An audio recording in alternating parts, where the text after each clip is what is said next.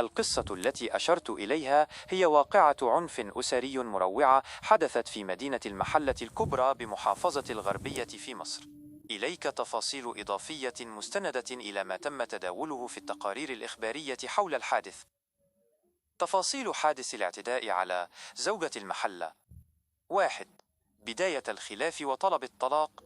الخلافات الزوجية بين الطرفين كانت قد وصلت إلى طريق مسدود، وهو ما دفع الزوجة إلى طلب الطلاق.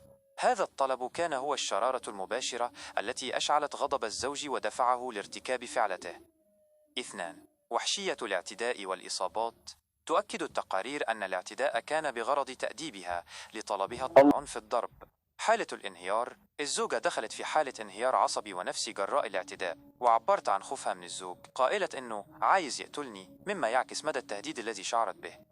3. الإجراءات القانونية وتدخل الأمن. تحرير المحضر. بعد الحادث تمكنت الزوجة أو أحد أقاربها من تحرير محضر رسمي بالواقعة في قسم الشرطة، مدعوما بالتقرير الطبي الذي يثبت الإصابات البالغة. النيابة العامة. تولت النيابة العامة التحقيقات، حيث استمعت إلى أقوال الزوجة ومناظرة الإصابات. ضبط المتهم. على إثر التحقيقات والأدلة تم اتخاذ الإجراءات لضبط الزوج المتهم بالاعتداء. 4. صدى الحادث وتأثيره الاجتماعي.